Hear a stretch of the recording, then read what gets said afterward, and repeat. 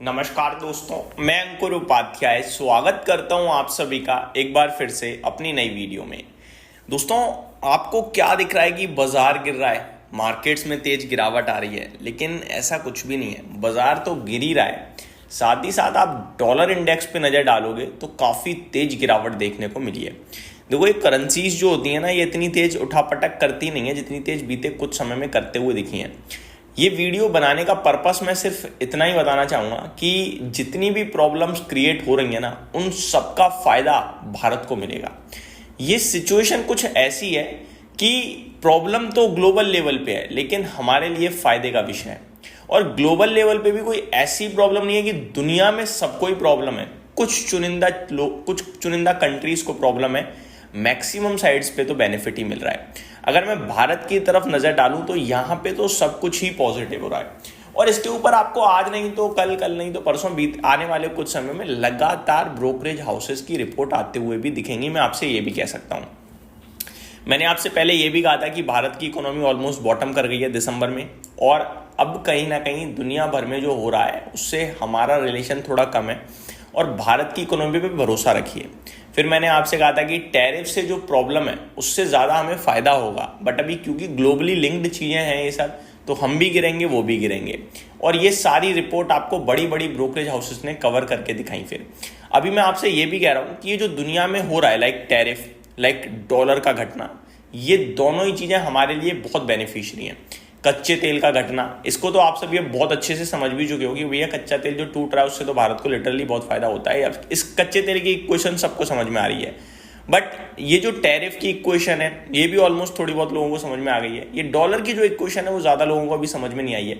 मैं आपको पहले डॉलर का हाल बताना चाहूँगा कि डॉलर किस कदर टूटा है। दोस्तों, डॉलर करीब 8% ऊपर से टूट चुका है, और ये 8% बहुत बड़ी बात होती है किसी करेंसी के लिए।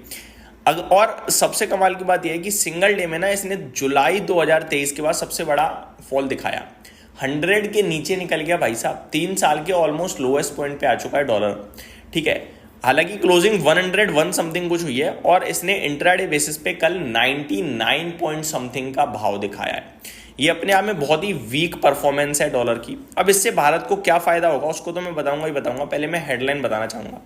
US dollar index suffers biggest drop since 2022।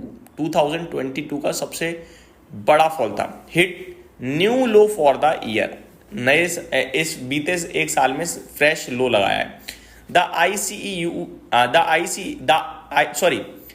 IS US index dollar dropped sharply again on Thursday, putting the greenback on track for its worst day since 2022. Thursday की बात चल रही है यहाँ पे। The index, which measures the US dollar against a basket of global currencies, was last down 1.83% to 101। तब ये 101 पे था, अभी तो 99 के नीचे 99 के आसपास का लो लगाया, वापस से आई थिंक 100 और 101 पे बंद हुआ है। At one point in the session it slipped below the level of 101। ये थर्सडे की रिपोर्ट है ना, इसलिए इसमें 101 को क्रूशियल बता रहे हैं, अदरवाइज कल का देखोगे तो वो 100 के नीचे भी निकला है। This would mark the index lowest close since सितंबर।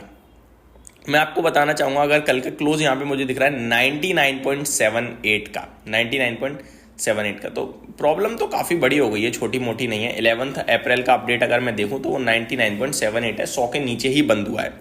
आगे आते हैं।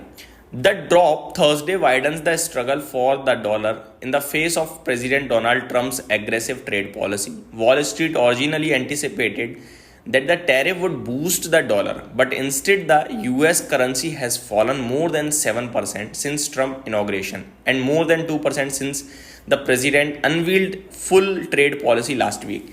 जब ट्रम्प साहब आ रहे थे ना, कुर्सी पे बैठ रहे थे, तो दुनिया ये मान रही थी कि इससे डॉलर मजबूत होगा, लेकिन हुआ उसके बिल्कुल विपरीत। करीब 7% 8% टूट गया ऊपर से। और अगर पॉलिसी 2 अप्रैल की बात करें, जब वो ट्रेड पॉलिसी आई टैरिफ वाली, उसके बाद से डॉलर 2% टूट गया है। अब डॉलर के टूटने से क्या चिंताएं बन रही हैं? एक तो डॉलर का टूटना ये दर्शाता है कि निवेशक कहीं और निवेश के मौके तलाश रहे हैं, कहीं और सेफ हेवन ढूंढ रहे हैं, बाकी मार्केट वगैरह पे भरोसा नहीं है। और दूसरा ये भी कह सकते हो आप कि ये जो डॉलर टूट रहा है ये आगे को लेकर चिंता जता रहा है यूएस में, लाइक रेसेशन टाइप की सिचुएशन डेवलप हो सकती है। अब मैं ये बहुत बात करता हूँ कि भैया ये भारत के लिए क्यों पॉजिटिव है। देखो, भारत के लिए इसलिए पॉजिटिव है, जितना ज़्यादा डॉलर कमज़ोर होगा रुपया मजबूत होगा। अगर मैं रुपए की बात करूँ तो यहाँ पे आप ऑलमोस्ट 3-4 महीने के हाईएस्ट पॉइंट पे आते हुए देख रहे हैं। 65 पैसे की मजबूती आपको रुपए में देखने को मिली है फ्राइडे को, यानी कल 65 पैसे की। मैं ये फ्यूचर्स का देख पा रहा हूँ यहाँ पे, उसमें दिख रहा है 86.19 पे फ्यूचर्स की क्लोजिंग है डॉलर यूएसडी INR की।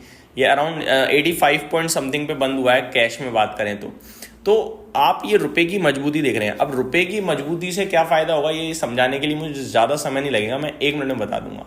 देखो, बीच में अभी जो डॉलर की कीमत हो गई थी इंडियन रुपये के हिसाब से, वो 87.5 तक चला गया था। अब 87 राउंड फिगर में कर लो। आपको पता है कि हम लोगों को कुछ भी खरीदने के लिए डॉलर में मतलब बाइंग होती है। कुछ भी बेचेंगे तो डॉलर मिलेगा, कुछ भी खरीदेंगे तो डॉलर में ही खरीदना पड़ेगा, रुपए नहीं चलेगा। इसीलिए तो डॉलर की वैल्यू हमेशा बढ़ती रहती है। अब मान लो हमें कुछ चीज़ खरीदनी है जिसकी वैल्यू, मैं डायरेक्ट अमाउंट पे आ जाता हूँ। हमें $100 लेने के लिए पहले देने पड़ रहे थे 8750 रुपीज़। 8750 रुपीज़ देते $100 मिल गए, ठीक है, क्योंकि $1 की वैल्यू 87.50 थी। करंट सिचुएशन में 86 कर लेता हूँ मैं राउंड फिगर में, हमें 8600 देने हैं, $100 मिल जाएंगे, यानी $150 का सीधा सीधा फायदा हो गया भारत सरकार को। ये $100 का खेल नहीं होता है, ये बिलियंस ऑफ डॉलर का खेल होता है। तो ये जो पैसा बचेगा ये भारत सरकार के पास बचेगा, तो ये एक बहुत बड़ा बेनिफिट होता है। दूसरा बड़ा बेनिफिट, आपको पहले तो डॉलर सस्ते में मिल गया। अब दूसरी बात, कच्चा तेल पहले जो $70 था, 70 रुपये नहीं, $70 पर बैरल था, अभी वो घटकर 55 पे आके खड़ा हो गया है। तो 55 तो नहीं आया, 58-59 चल रहा है। तो यहाँ भी हमारा बेनिफिट, यानी कि पहले अगर हमें 100 बैरल खरीदना है तो हमें पे करने पड़ रहे थे भैया 70 × 100 7,000। अब कितने करने पड़ेंगे? 5800। $1200 का यहाँ फायदा हो गया, $1200 का। ये सारी चीजें हमारे लिए बहुत फायदेमंद है, डायरेक्ट फाइनेंस से फायदेमंद है। तो पैसा जब गवर्नमेंट के पास आएगा तो गवर्नमेंट उसे कैसे यूटिलाइज करती है, अब सिर्फ ये देखने वाली बात रह गई है। बट सरकार के पास पैसा तो मोटे लेवल पे बचने वाला है, ये क्लियर हो रहा है। अब सब्सिडी में बांट दिया, फ्री बीज में बांट दिया, तो फिर वो बेड़ा गर्क करने वाली बात है देश का। लेकिन अगर उसे इकोनॉमी में यूज करा तो ये बहुत बड़ा गेम चेंजर हो सकता है।